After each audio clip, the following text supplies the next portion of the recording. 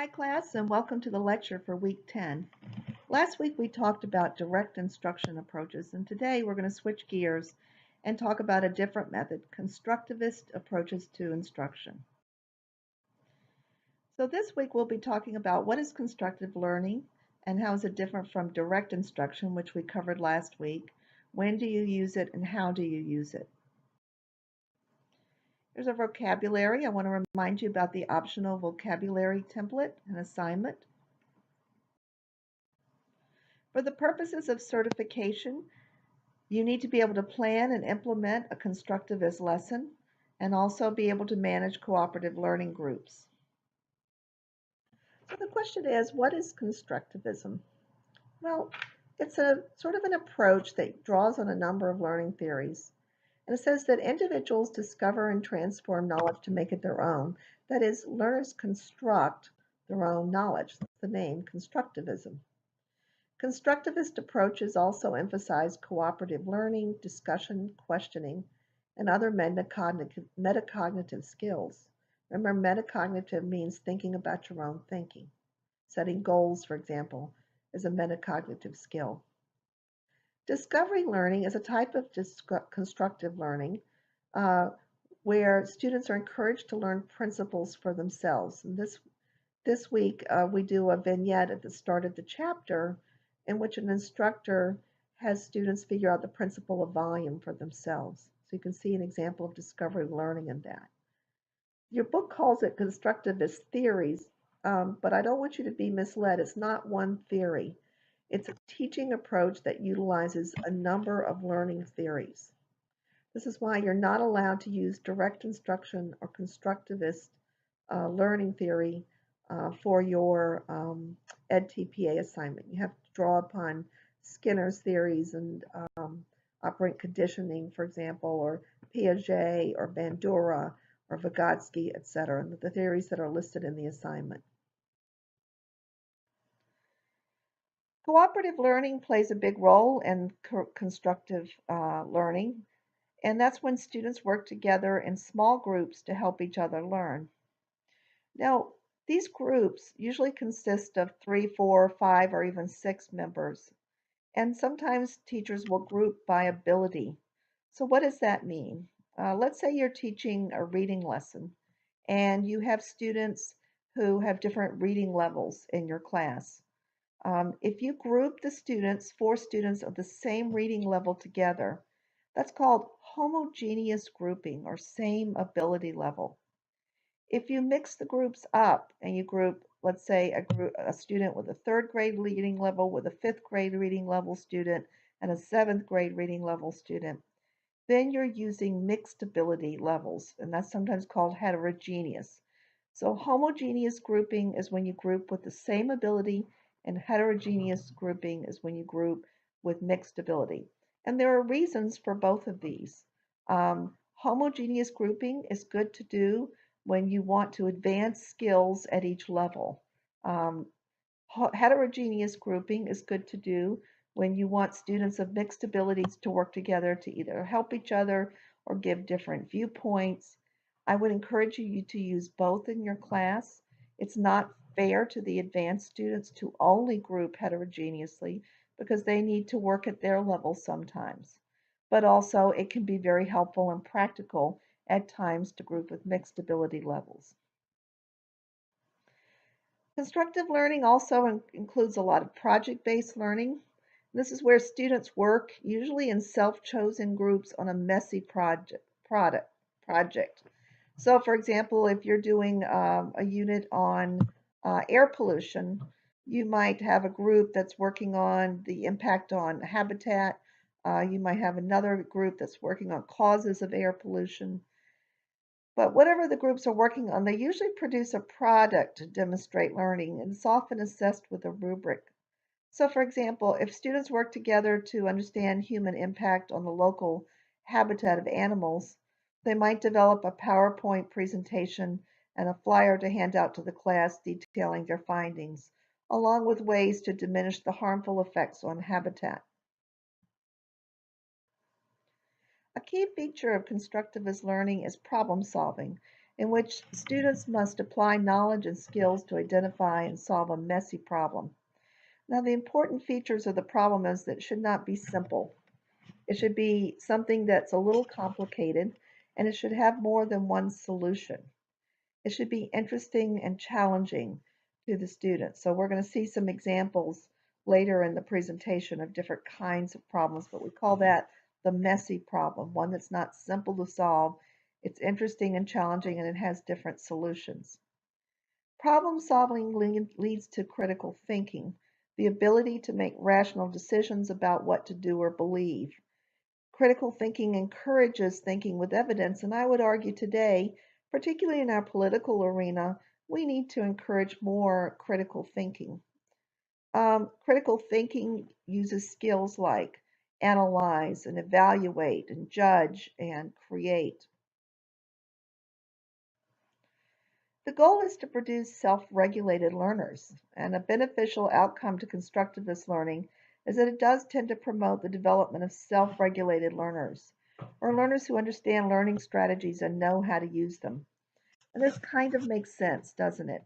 Think about it. The times you've been sitting there in a class just listening to the teacher lecture, you're not really learning a lot of learning strategies.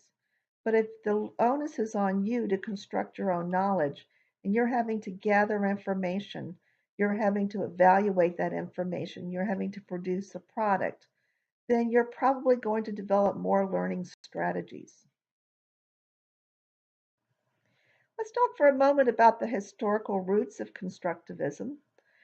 It has its deep roots in the history of education.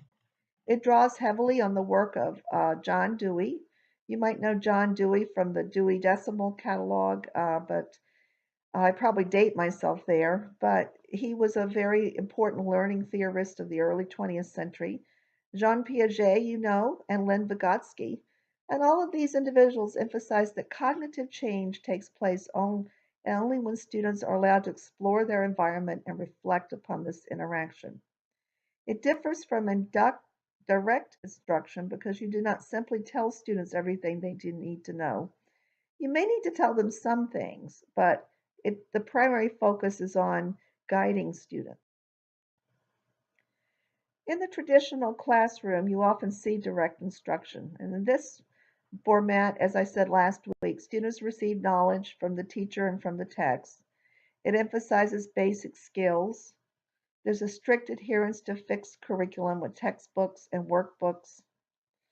The instructor gives and students receive the stage on the stage model. Instructor assumes direct authoritative role. There's assessment via testing with correct answers, and students work individually. In a constructivist classroom, students construct knowledge based on their experiences. It emphasizes complex thinking. It uses primary sources and manipulative materials. Students interact more with each other, so the teacher becomes the guide on the side, setting up those experiences so students can learn. The instructor interacts with and negotiates with students. There's more focus on assessment of performance tasks and portfolios rather than just quizzes and homework, and students work in groups more often. In the constructivist classroom, teachers take on three roles. They model, so they model behaviors where you show students how to do it, and how cognitive modeling where you show students how to think about it. So if I were modeling, I might be standing up in front of the classroom and modeling the thinking that's going on in my head. I might say something like, now let me see, how might I go about solving the problem? Well, first I would look at and I would talk it through, whatever it was, so that students can copy that in their own heads. Coaching is another important behavior in the constructivist classroom. This is where you help students diagnose what's going on, give them some directions, encouragement, and provide feedback. Coaching may be solicited by the students, they may ask for help, but at times it may be unsolicited and you may need to step in. Scaffolding is a third important behavior. This is, again, if you think about scaffolding as like the side, if you see a building going up or being constructed, You see the scaffolding on the side where workers can climb up one step at a time to get to the outside of the building higher and higher.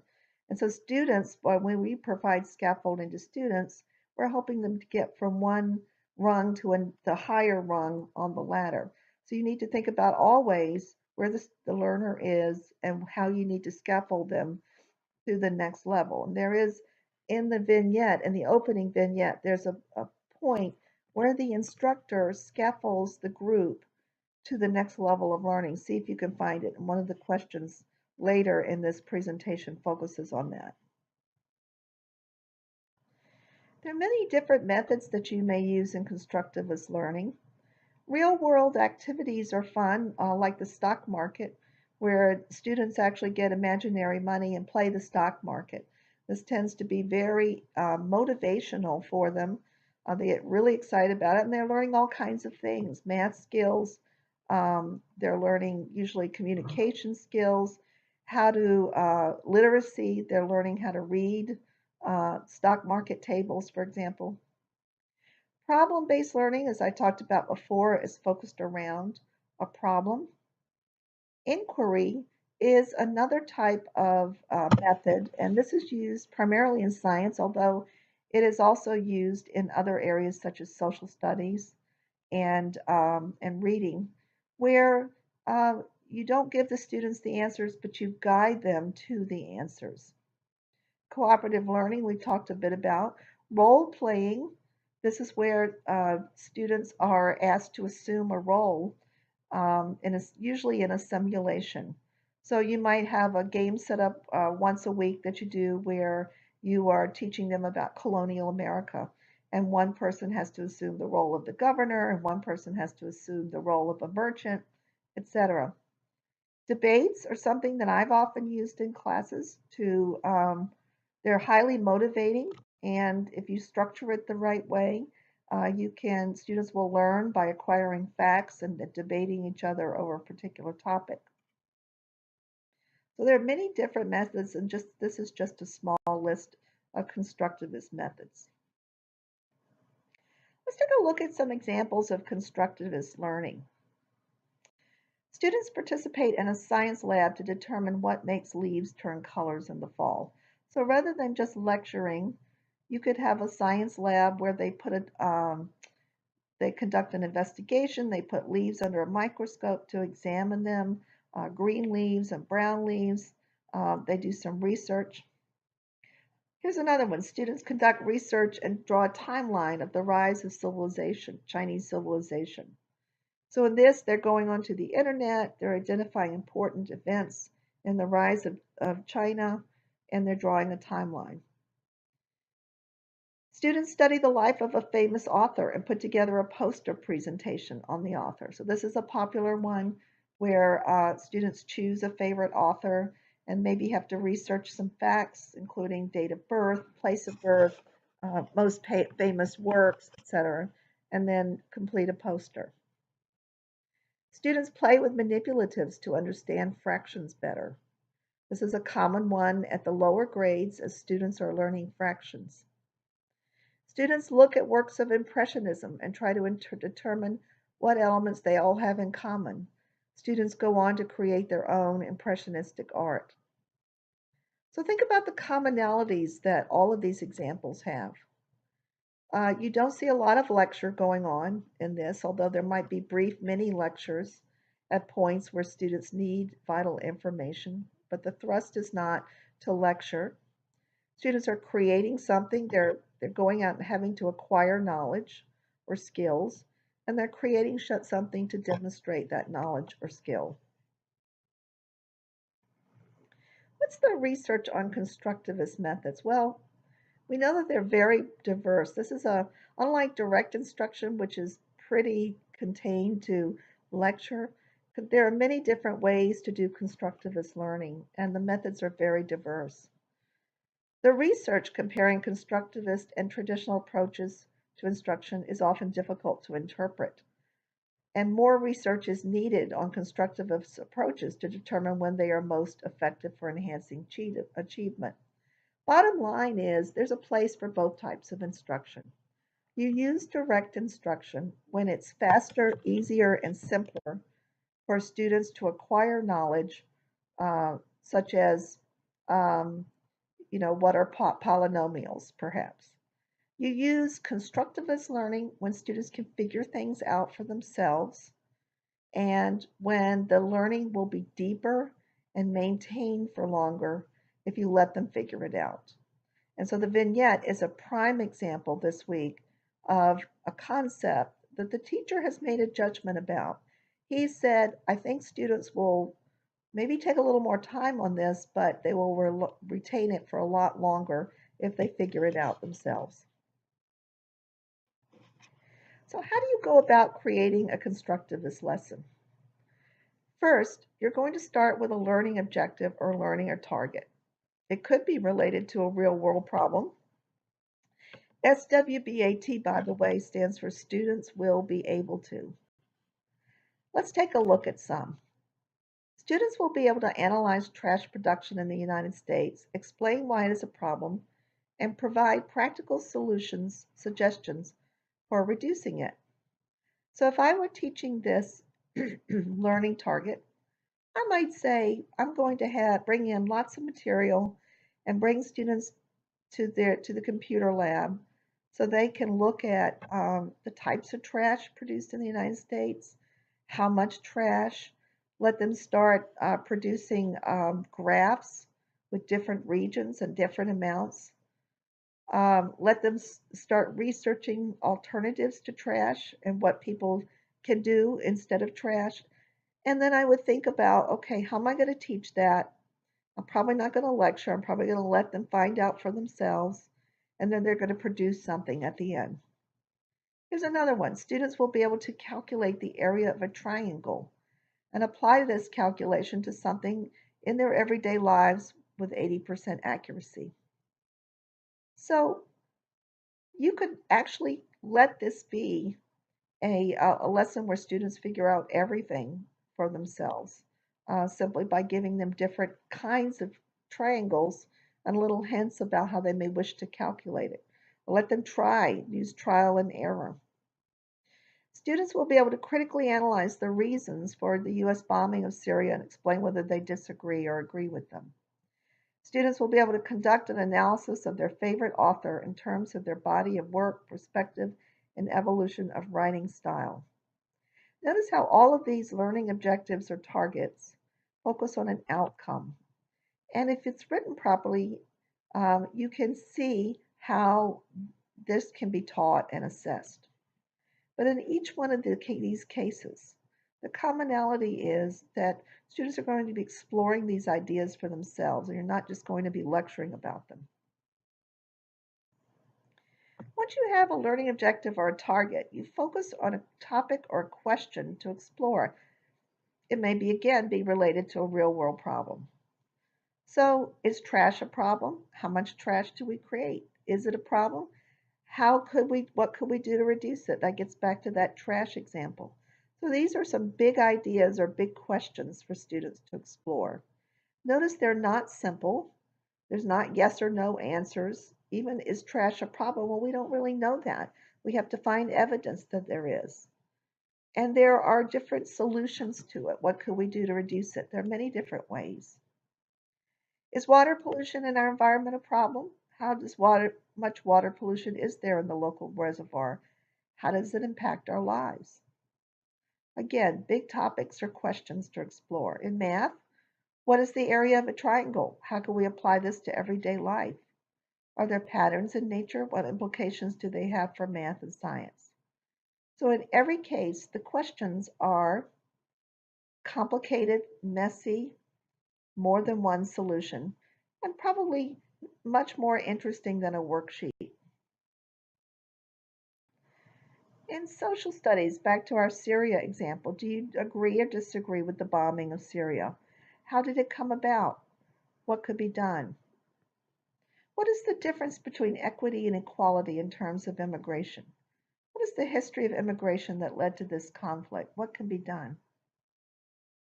In language arts, getting back to the author example, who's your favorite author? Why does he or she have relevance in your life?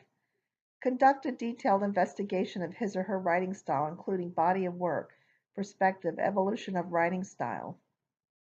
Why do we have grammar? Why does it matter? Explore different types of communication and analyze the similarities and differences. Come up with rules for each. All of these are open, messy problems that have more than one solution. Students are inherently engaged with them. You might find when you do a constructivist lesson, kind of counterintuitive, but they're actually more engaged than when you have them all lined up in a row teaching a direct instruction lecture. The next step is to develop a set of materials and activities designed to allow students to dig into and explore the question. Remember, because the primary way to deliver information here is not through lecture, you have to set up learning activities. And so they may be either cooperative or individually oriented. You could have them research. You could take them on a field trip. You could do demonstrations. You could conduct group and classroom discussions. You could do things with manipulatives, with debates, with role playings, with experiments and investigations, any activity where the onus is on the student as a learner. Now, does this mean in Constructivist Learner you can never tell the students anything? No. What you probably will wind up doing is conducting at this point or that point a mini lecture where they need a little bit of information but can discover the rest for themselves.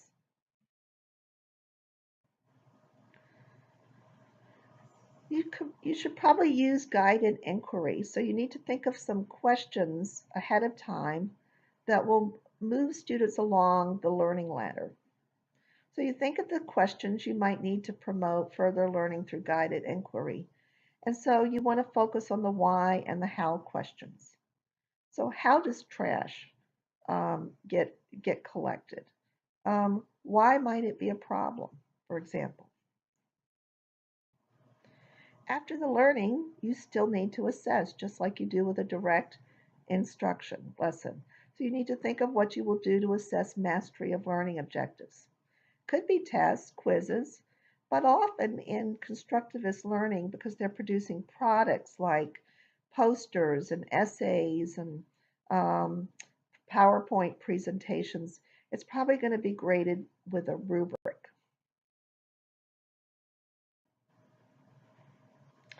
Now let's try the practicing for licensure questions at the end of the chapter.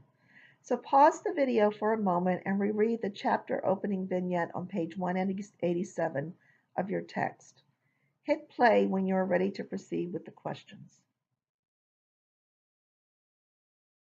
Everybody ready? Let's try question 1.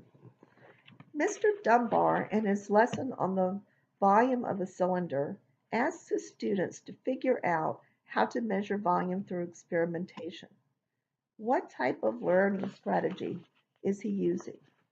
Is it A, direct instruction, B, classical conditioning, C, discovery learning, or D, teacher-mediated discussion?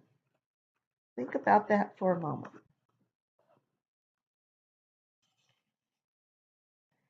It's C, discovery learning. He's not doing direct instruction because he's not lecturing. He's not using classical conditioning because he's not pairing a stimulus with a response. And he's not doing teacher-mediated discussion with the whole class. So the answer is C, discovery learning, where he's allowing students to discover the principles of how to calculate volume for themselves. Question 2. Why didn't Mr. Dunbar just tell his students the formula for finding the volume of a cylinder? A, he believes that students will gain a deeper understanding if they work it out for themselves. B, he thought the lesson would take less time if the students figured it out. C, he knows that discovery learning is superior to direct instruction. D, he is applying teaching strategies suggested by B.F. Skinner and other behaviorists. Think about that for a minute. What's your answer?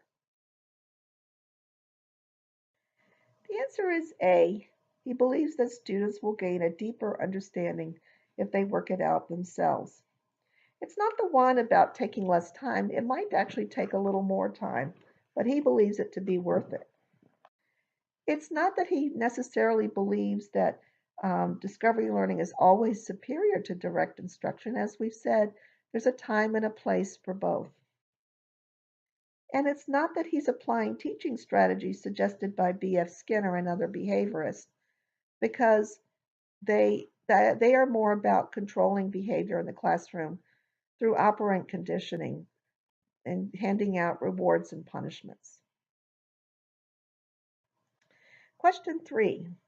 In which of the following examples is Mr. Dunbar demonstrating Vygotsky's zone of proximal development concept?